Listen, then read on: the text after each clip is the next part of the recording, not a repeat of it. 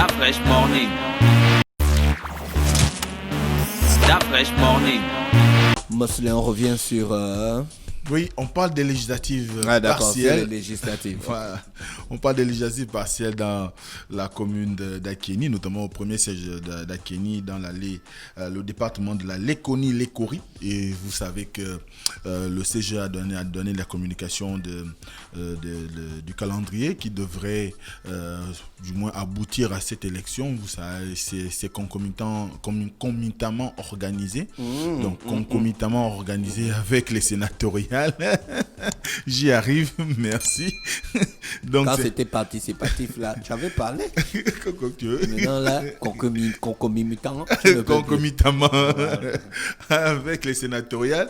Donc, effectivement, il est important de revenir sur cette actualité parce qu'on y enregistre évidemment une candidature unique qui est celle de M. Ali Akbar Onanga Yobege. Beaucoup de personnes savent de qui il s'agit au niveau de la place. Et il nous souviendra qu'il y a à peu près 2 ans, ce dernier avait été exclu du Parti démocratique gabonais dont il va porter les couleurs à l'occasion de cette élection législative partielle. Et effectivement, cela dénotait quand même cela nous amène à revenir sur ce qui avait conduit à son exclusion. Il vous souviendra que cela s'est passé au moment où... Pourquoi tu reviens dessus puisqu'il a été réintégré? Vous aimez remuer le couteau d'affaire? Non, dans la plaie. Parce qu'il faut revenir quand même sur non seulement vous n'aimez pas la paix. Le caractère même de sa candidature, parce que je vous ai dit qu'il est candidat unique sur le siège. Ça renvoie quand même à ce qu'il disait déjà à la suite de son exclusion du Parti démocratique gabonais. Notamment, il estimait que le fait qu'il ait été sorti alors qu'il était membre du bureau politique de cette formation, des rangs du parti, ça dénotait également d'une perte pour le département, mais également pour la commune d'Akeni. Tout cela s'est passé pendant l'absence du président de la République. Et bien sûr, c'était en 2019, et il vous souviendra que c'était le 1er août 2019 qu'on avait exclu Ali Akbar Onanga du Parti démocratique gabonais, simplement parce qu'il avait fait une communication sur les réseaux sociaux. Oui, tout à fait. Sur les réseaux sociaux, et notamment sur sa page ou son compte Facebook. Et il disait ceci, je cite: ça date du 29 juillet 2019. Je viens de prendre part avec... C'est encore sur sa page. Oui, c'est là. Je viens de prendre part avec bonheur au week-end politique dans la Léconie, où, avec d'autres camarades, nous avons réservé un accueil très chaleureux au camarade secrétaire général et à sa suite. Le secrétaire général, en sa qualité de statutaire en sa qualité statutaire de seul remplaçant du distingué camarade président en cas d'empêchement et de gestionnaire du parti au quotidien, nous a livré le message du distingué camarade président que nous avons écouté religieusement et entendu. J'ai été heureux d'être là pour témoigner ma reconnaissance de son autorité déléguée par le parti, la discipline étant l'apanage du bon militant. Fin de citation. Et alors, mais c'est maintenant où que ça pique. C'est de ce poste qu'est parti... Mais le secrétaire général, il avait fait un sale discours, hein. C'est de ça, bien sûr. Il avait parlé qu'il y a les jeunes qui font le boucan. Exactement. Mais je sais que si je cherche bien sur les réseaux bien sociaux, sûr, on va retrouver ce discours du secrétaire général. C'était en France-Ville, non? C'était à Akeni. Et effectivement, c'était parce que lors de cette tournée, évidemment, il y avait un certain nombre de mouvements qui se passaient dans le Haut-Ogooué, notamment dans la commune d'Akeni, où on accusait, sinon le département de Léconie-Lécorie, on accusait un hiérarque du Parti démocratique gabonais d'être plus ou moins responsable de la disparition d'un vieillard dans la région. Et à ce titre-là, les populations, avec en tête desquelles les jeunes, demandaient à ce qu'on le démette de ses fonctions, du moins qu'on le démette de sa qualité de militant du PDG et qu'il démissionne également de son poste de député à l'Assemblée nationale. À la suite de cela, évidemment, le PDG s'est retrouvé en difficulté et ce poste qui a été celui d'Ali Akbar Onanga a été pris comme étant une atteinte à l'unité du parti, parce qu'il y a un passage qui est important qu'il faut souligner. C'est le passage là où il dit: le secrétaire général, en sa qualité statutaire de seul remplaçant du distingué camarade en cas d'empêchement et de gestionnaire du parti au quotidien, nous a délivré un message. Cette partie-là, c'est elle qui a été au fondement de la descente aux enfers d'Ali Agba Onanga à partir de 2019. Mais il se trouve que au moment où il faisait cette communication et au moment où le secrétaire général effectuait ce déplacement dans le Haut-Ogooué, il y avait également la tournée nationale de Brice Akuche Alianga, à l'époque directeur de cabinet civil et politique d'Ali Bongo Ondimba, le président de la République, qui était également dans le Haut-Ogooué. Et à ce moment-là, de ce qui se dit, de ce qui a été par la suite relayé aussi bien dans la presse que dans les discussions, c'est que cela avait été mal pris parce que la simultanéité de ces... C'est pas ce qui s'est dit, c'est ce qui en a vu. Parce qu'après, on a exclu sans raison un membre du parti. Exactement. Donc, la simultanéité de ces présences dans le Haut-Ogooué et l'opportunité de la sortie d'Ali Agba Onanga sur les réseaux sociaux, indiquait déjà qu'il y avait du gaz dans l'air entre Ali Agba Onanga et Brice Akuche Alianga, parce que il vous souviendra que Ali Agba Onanga avait été sorti du gouvernement en début 2019 alors qu'il occupait à l'époque le poste de ministre de la fonction publique, et à ce moment-là il n'a pas digéré de ce qui a été dit, il n'avait pas digéré cette éviction, et le fait qu'il y ait eu une tournée simultanée dans le Haut-Ogooué de ces deux hiérarques du PDG, ça a été peut-être l'occasion pour lui de s'exprimer, de pouvoir manifester du moins dire ce qu'il pensait de la tournée que Brice Akuche Alianga a engagée du côté du Haut-Ogooué. Donc ça a valu 2 jours après son exclusion du Parti démocratique gabonais, et puis les discussions sont allées bon train. Mais est-ce qu'on exclut un gars d'un parti comme ça? Il y a la procédure d'exclusion, non? Il y a la procédure disciplinaire. Et c'est évidemment ce qui a... Le secrétaire général, à l'époque, il n'avait rien dit. Le secrétaire général n'avait pas parlé. Ce qui avait... Donc on a pris une décision d'exclure un militant sans son avis. Non, le PDG a des organes. L'organe qui avait décidé de l'exclusion d'Ali Agba Onanga, c'est évidemment la commission de discipline permanente. Le secrétaire général ne participe pas à cette commission? Non. Il ne participe pas à cette commission. Pouvoir, en fait, le gars. Non, il a un pouvoir parce que c'est le responsable du parti, sauf que c'est un organe qui a un bureau dont à l'époque le président de cette commission de discipline c'était le feu Guy Benjamin Ndounou Mombo qui est décédé. Ce dernier est décédé d'ailleurs, et ce dernier avait fait cette communication au nom de la commission permanente de discipline du parti. Et dans la commission permanente de discipline du parti, là ça peut exclure le secrétaire général. Si évidemment c'est à la pourquoi on ne l'a pas exclu alors? S'il y a des procédures, il était dans le coup. S'il y a des situations qui montrent que le secrétaire général a plus ou moins organisé un certain nombre d'événements où a eu un comportement déviant. Mais notamment, le secrétaire général était là le jour où il y a eu la double campagne. La double campagne, mais non, est-ce que c'était la double campagne? On veut dire quoi? La double tournée? La double tournée. Mais le secrétaire général était en tournée pour le compte du DCPR. Donc, il n'avait rien à voir normalement avec la tournée du directeur de cabinet politique d'Ali Bongo. Mais il n'avait rien à voir. Maintenant, après, c'est vrai que sur un certain nombre d'étapes, les campagnes se sont retrouvées, du moins les tournées. Là, tu veux m'embrouiller. Oui, vas-y. Gina et moi, on fait une tournée. Toi et Colin, vous faites la tournée. Contre notre tournée. Non, c'est un exemple. Oui, allez-y. Un exemple. Oui. Maintenant, toi, je t'enlève pas Colin. Pourquoi? Non. Ce qui s'est passé, c'est que lors de cette... Vous êtes complice, comme disait une petite Togolaise au quartier. Vous êtes complot. Est-ce que vous êtes complice?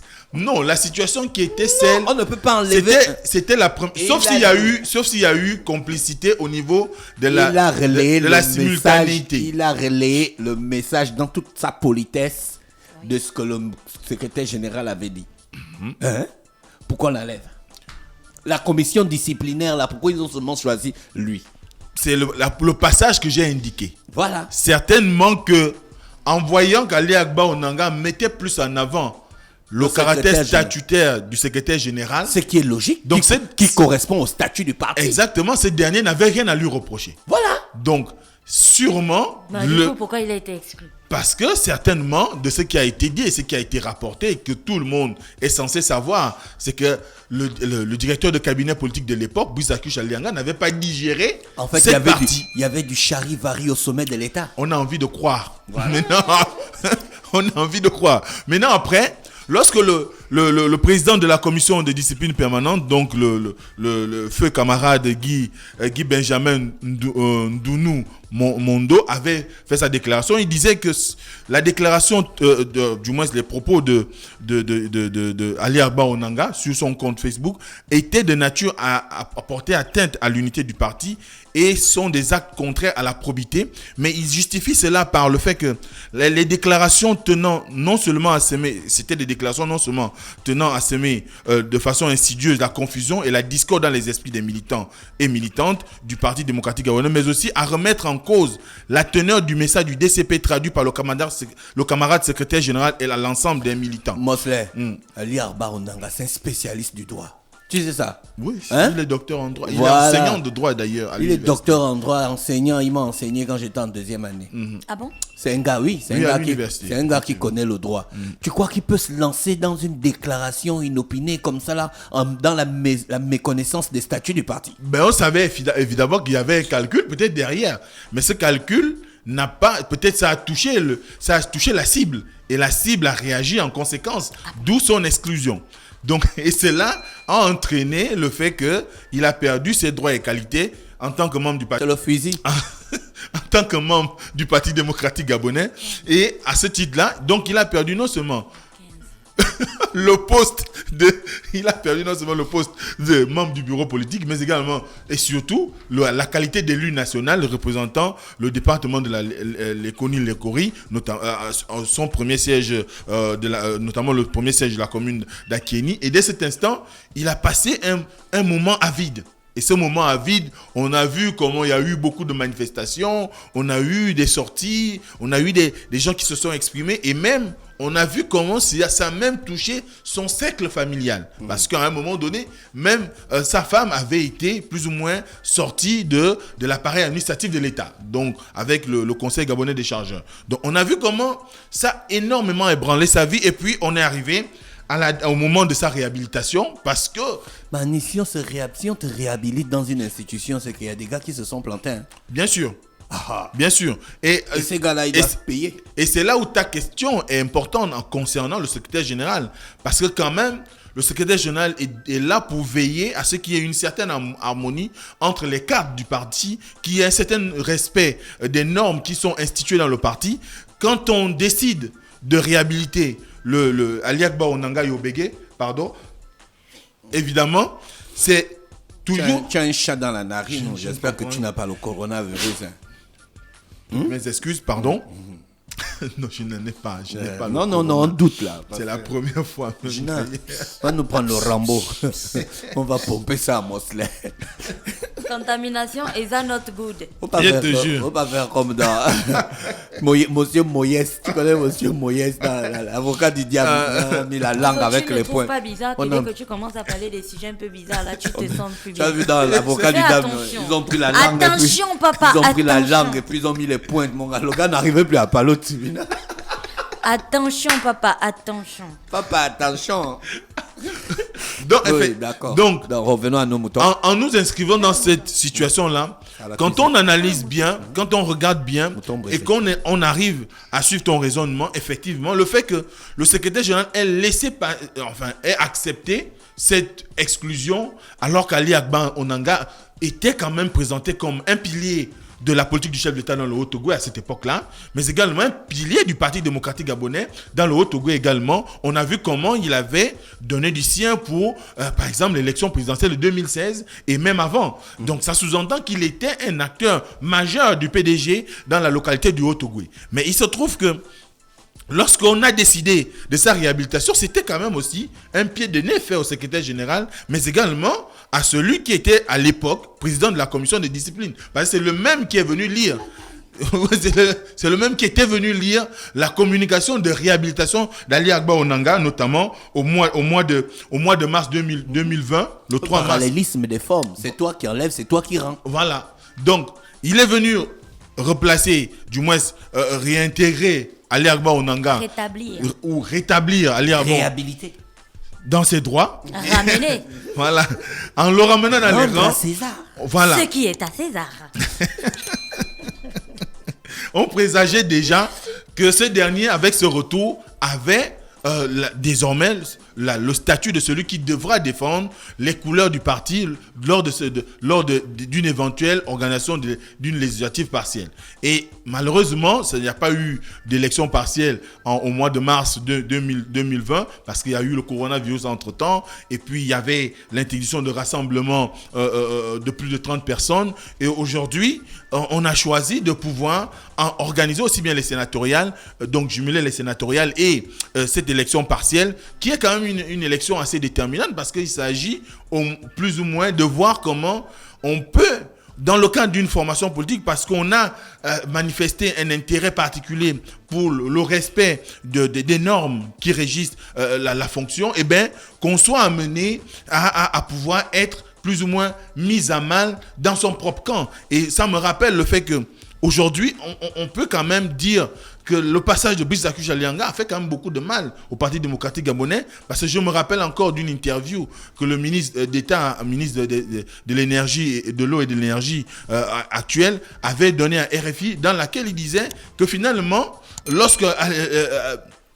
je le cite pêle-mêle, je dois toujours avoir l'audio de l'intervention avec Christophe Boisbouvier sur RFI. Évidemment, il disait que finalement, lorsqu'il a été décidé de la mise en place de cette tournée que Brice Akuchalianga a organisée, eh bien, tous les cadres étaient convaincus de ce qu'il venait au nom du discerné camarade président et que finalement, à la suite, ils ont simplement découvert que c'était une supercherie. Donc, on leur a vendu quelque chose qui n'existait pas. Et là, c'est là où il y a quand même un problème parce que on se pose toujours la question aujourd'hui de comment on a pu vendre au secrétaire général du Parti démocratique gabonais l'idée d'organiser une tournée au nom du distingué camarade président et même au nom du président de la République, alors qu'il est le garant du parti et le parti... du moins ceux qui gèrent l'administration aujourd'hui, les tenants du pouvoir sont une émanation du parti. Le secrétaire général devait quand même devait être une personne avertie qui aurait pu freiner les relents ou les élans de ce qu'on a pu vivre entre temps, parce qu'après on est parti d'une simple délivrance de messages qui a tourné à une tournée nationale et qui finalement est devenu quelque chose qui a failli conduire le pays d'après ce qu'on dit dans une sorte d'implosion. Et à un moment donné, on se demande aujourd'hui, finalement, comment se passent les relations entre le secrétaire général et Ali Agba Onanga. Ouais. Est-ce qu'il y a toujours cette relation une hiérarchie bien établie? Non, mais la discipline, c'est l'apanage du bon militant. Moi, ce que je voulais te poser comme question, c'est pourquoi il est candidat unique? Il n'y a pas l'opposition là-bas. Mais c'est pas qu'il n'y a pas d'opposition, certainement que à la lumière de ces états de service, à la lumière, je ne le défends pas. Attends, moi je comprends. Quand il y a une élection partielle, ça veut dire que le gars qui est déjà affronté, il doit normalement revenir aussi. En principe. Ou bien l'opposition envoie un autre gars. Non, ça voudrait dire... Parce que si à l'élection, c'est que dans la circonscription politique, j'ai affronté un gars, on est aux législatives.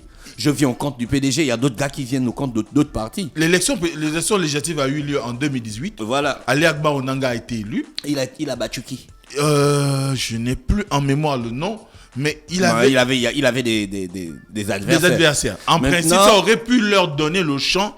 Maintenant, on l'a exclu du parti. Mm-hmm. Ça veut dire que il a perdu son mandat électif. Mm-hmm.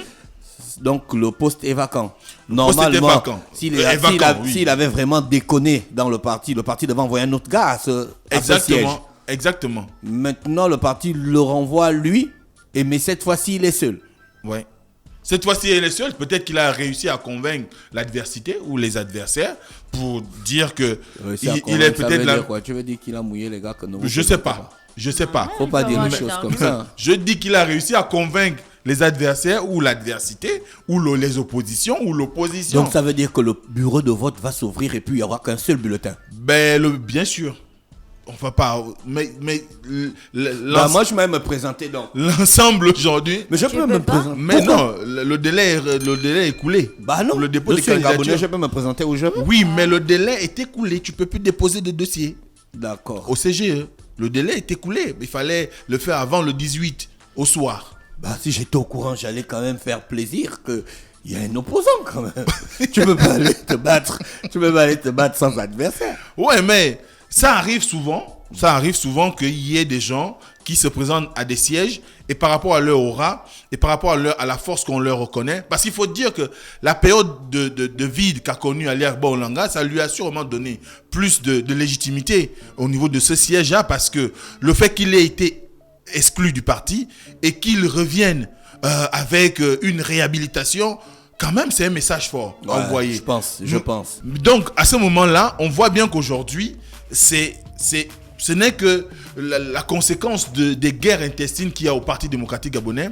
Est-ce qu'il va remporter? Parce qu'on peut aussi avoir une population qui va se dire, bon, vous êtes arrivé, oui, vous êtes candidat unique, et puis il y a 1 million de bulletins blancs. C'est possible, hein?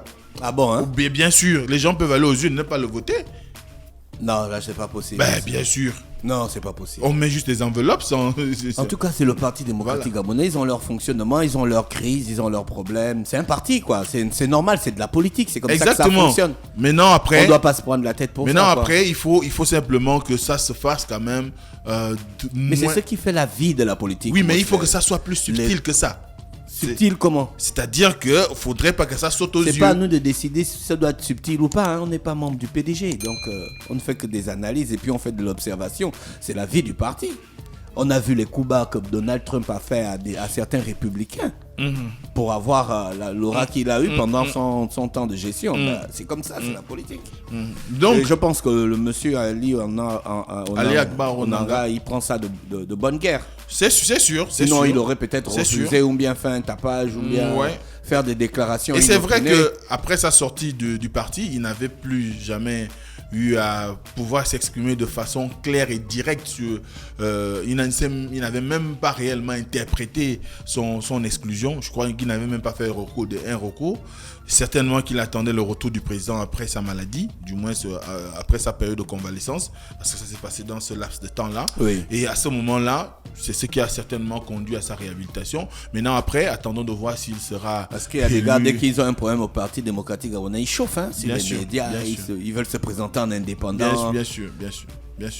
Et comme tu disais, c'est la vie d'un parti. Mais qu'à cela ne tienne, retenez qu'il y a l'élection législative partielle dans la commune d'Akéni, notamment au son premier siège, avec un candidat unique qui est M. Ali Agba Onanga Yobege. Merci Mosley avec nous ce matin sur les 104.5 Urban FM, la station Le PDG. Ne vous fâchez pas, on s'amuse, faut pas vous énerver.